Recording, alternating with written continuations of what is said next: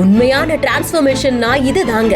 ஜாதி பெருமை பேசும்போது மீசைய முறுக்கணும்னு தோணும்னு சொன்ன இளைஞர் இப்போ 5 வருஷத்துல ஆளே மாறிட்டாரு. ஆண்ட பரம்பரை டு அனைவரும் சமம். ஒற்றை வார்த்தையில் ஆளையே மாற்றியா அந்த பெண் யார்?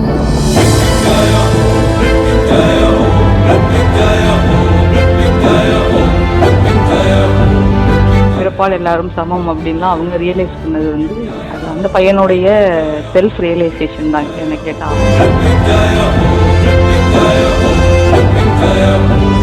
சில வருஷத்துக்கு முன்னாடி நீயானால கிராமத்துல ஜாதி பெருமை பேசுறவங்க வெர்சஸ் அதை எதிர்க்கக்கூடிய படிச்சவங்க அப்படின்ற மாதிரியா ஒரு ஷோ பண்ணிருந்தாங்க. அதுல ஒரு இளைஞர் பெரிய ஆளு அப்படின்றது என்னுடைய ரத்தத்திலேயே ஊறி இருக்கு, ஜாதி பெருமை பேசும்போது மீசைய முறுக்கணும்னு தோணும், நெஞ்ச நிமித்தி நடக்கணும்னு தோணும், கண்ணுல ஒரு திமிரு தெரியும் அப்படின்ற மாதிரி சொல்லியிருந்தாங்க.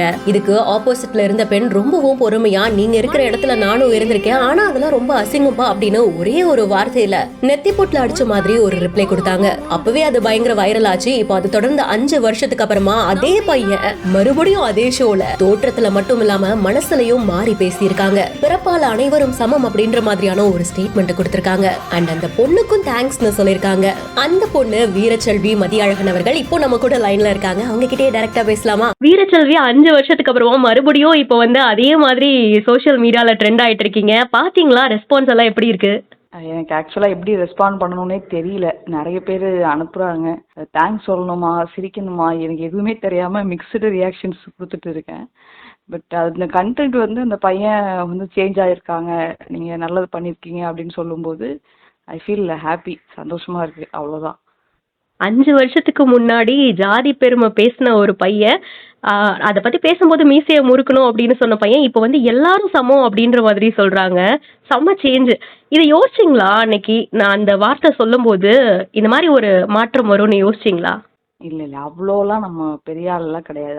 தம்பி இங்கே பாரு, இது இப்படிதான் இருக்கும் அப்படின்னு தான் நான் சொன்னேன். அதுக்கு பிறகு அவங்க இன்னைக்கு வந்து பிறப்பால் எல்லாரும் சமம் அப்படின்லாம் அவங்க ரியலைஸ் பண்ணது வந்து அது அந்த பையனுடைய செல்ஃப் ரியலைசேஷன் தான் என்ன கேட்டா. அவன் நிறைய இடத்துக்கு போறான் வரான், பார்த்துருப்பான் நிறைய விஷயங்கள. அது வந்து கிரெடிட்ஸ் அவனுக்கு தான் போகும். இன்னொன்று நிறைய ட்ரோல் பண்ணிக்கிட்டே இருந்தாங்க. எல்லாரும் ட்ரோல் பண்ணவுமே அவனுக்கு ரியலைஸ் பண்ணியிருப்பான், ஆகோ நம்ம எது தப்பாக பேசியிருக்கோம், அதான் நம்மளை இவ்வளோ ட்ரோல் பண்ணுறாங்கன்றத அவன் ரியலைஸ் பண்ணிட்டான். அந்த மாதிரி இருக்க நிறைய பசங்க அதை ரியலைஸ் பண்ணாங்கனாலே போதுமானது.